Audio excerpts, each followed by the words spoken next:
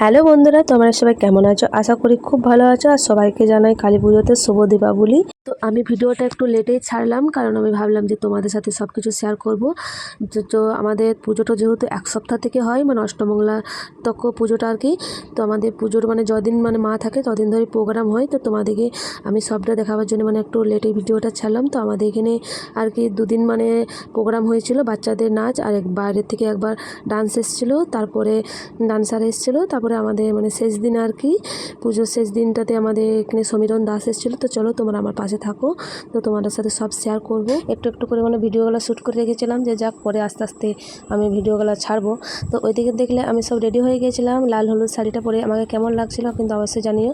তার ওইদিকে আমি সব মানে বাড়িতে আর কি মানে প্রদীপ আর মোমবাতি জ্বেলে নিয়েছিলাম। তো এদিকে আমরা মানে মন্দিরে যাব বলে আমি আমার মানে একটা ননদ মানে পাশের বাড়ির ননদের ঘরে এসেছিলাম, যেহেতু ও রেডি হচ্ছিলো, আমরা সবাই একসাথে যাব। তো এদিকে আমরা রেডি হয়ে মানে আমাদের পাড়ার মন্দিরে চলে এসেছিলাম। এই মন্দিরটা হচ্ছে মানে আমাদের পুজোটা হয় মানে পুজো কমিটিটা মানে ক্লাবের থেকে হয়, মানে আমাদের পুরো পাড়া নিয়ে। তো আমাদের মন্দিরটা কেমন হয়েছে বন্ধুরা কিন্তু আমাকে অবশ্যই জানিও, মানে আর কি প্যান্ডেলটা। তো আমরা এদিকে মন্দিরে চলে এসেছি, পুজোটা দিয়ে নেবো, আর এদিকে আমরা প্রদীপও জ্বেলে নেবো। তো তোমরা দেখো মাকে কেমন লাগছে অবশ্যই কিন্তু জানিও, মায়ের দর্শন পেয়ে তোমাদের কেমন লাগছে সেটাও জানিও। তো এদিকে আমি মাকে পুজোটা দিয়ে আর এদিকে আমি মানে মোমবাতিটা জ্বেলে নেব। আশা করি তোমরা খুব আনন্দ করলে পুজোতে, আর তোমরা কেমন পুজো কাটালে কিন্তু আমাকে অবশ্যই কমেন্টে জানিও। আর আমি কেমন আনন্দ করলাম তো সেটা তো তোমরা ভিডিওটা তোমরা দেখতেই পাবে। তো আমার ভিডিওটা স্কিপ না করে পুরোপুরি দেখতে থাকো, আর মায়ের দর্শন তোমাদেরকে আরও দেখাবো। তো আমার সাথে থাকো, আমার পাশে থাকো। তো বন্ধুরা, এই পুজোটা এখন অনেক ধুমধাম করে হয়, কিন্তু পরে মানে আগে এত ধুমধাম করে হতো না, কারণ আগে অনেক মানে আগে এখানেও মানে পুজোটা হতো না। আগে হতো আমাদের মানে ঘরের সামনে ছোটোখাটো করেই হতো। তো যাক, মায়ের কৃপাতে এখন অনেক মানে বড় সড়ো করে পুজোটা হয়। আর পুজোটা শুরু করেছিল মানে আমার ভাসুর, মানে আমার বরের দাদা আর কি, মেজো দাদা, আরও ছিল পাড়ার কিছুজন ছিল। তো এখানে মাকে এনে স্থাপিত করেছে, আর মায়ের কৃপাতে এখন আমাদের অনেক বড় করে পুজো হয়। আর আমাদের ক্লাবের নাম হচ্ছে নবীন সংঘ ক্লাব। তো এই দিকে দেখতে পাচ্ছ আমরা চলে এসেছি আর একটা মন্দিরে। তো এই মা হচ্ছে অনেক জাগ্রত, এই মায়ের মন্দিরটার নাম হচ্ছে মানে যুগী মায়ের থান, মানে মায়ের নামে হচ্ছে যুগী কালী মন্দির। তো এইদিকে দেখতে পাচ্ছ সেই তোমরা হয়তো ভিডিওতে দেখেছো, সেই দুর্গা মন্দিরের পাশেই আর কি। তো এইদিকে ছিল দুর্গা মন্দির আর এদিকে ছিল মায়ের মন্দির। তো আমরা এদিকে চলো তোমাদেরকে মায়ের মানে দর্শন করে দেবো। আর এদিকে দেখতে পেলো স্টেজটা মানে মঞ্চটা হয়েছে, সেখানে মানে আজকে মানে পুজোর আগে মানে কীর্তন হবে, তারপরে মানে কীর্তন শেষ হয়ে মায়ের বাড়ি আনতে যাবে আর কি। তো আমরা এখানেও মানে চলে এসেছি, তো এখানে পুজোটা দিয়ে নেব। তো এখানে আমরা পুজো দিয়ে নেব। আর মায়ের মুক্তিটা দেখো, মানে দেখে মানে গাটা আর কি কাটা কাটা হয়ে যায়, মানে কি ভয়ঙ্কর লাগছে, মানে মাকে দেখে মানে একটু মানে গাটা পুরো শিউরে যাচ্ছে। আর এই যে দেখতে পাচ্ছ পাশে যে আছে ভদ্রমহিলা, তাকে মানে যে মাথায় হাত বুলিয়ে দিচ্ছিল, সে কিন্তু মানে মা মানে আসে ওর গায়ে আর কি, ভর করে থাকে। মানে প্রতি অমাবস্যা, বড় মানে শনিবার আর মঙ্গলবারে পুজো হয়।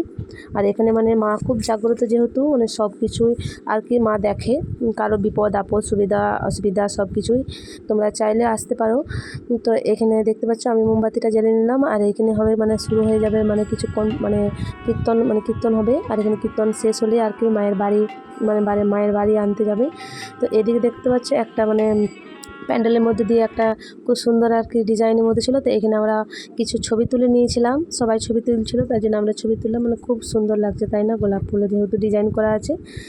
তো এদিকে আমরা মানে আমাদের আবার মানে মন্দিরে চলে এসেছিলাম, আমাদের পাড়ার মন্দিরে। তো এখানে আমরা কিছুক্ষণ মানে বসেছিলাম।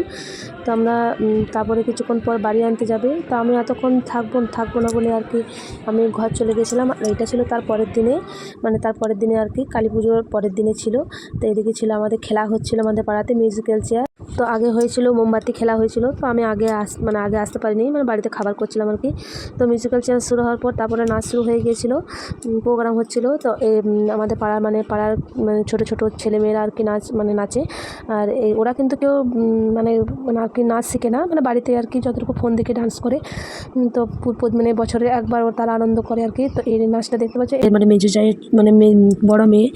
তো তোমাদেরকে আমি গানটা দিতেই পারতাম, তো গানটা দিলাম না, কারণ বুঝতে পারছো কপিরাইট চলে আসবে, তার জন্য মানে আমি মিউজিকটা দিলাম না, অফ রাখলাম। তো বন্ধুরা, আমার ভিডিওটা তোমাদের কেমন লাগলো অবশ্যই কিন্তু আমাকে কমেন্টে জানিও। আর ভালো লাগলে কিন্তু লাইক, কমেন্ট আর শেয়ার করতে কিন্তু ভুলবে না। আর হ্যাঁ, সাবস্ক্রাইব করতে কিন্তু ভুলবে না। তোমরা আমার পাশে থাকো, আমার সাথে থাকো, আর আমাকে খুব খুব ভালোবাসা দিও। আমিও চাইবো, আমি চেষ্টাও করবো তোমাদের সাথে থাকতে আর পাশে থাকতে। পাশে কিন্তু অবশ্যই তোমাদের আছি আর থাকবো।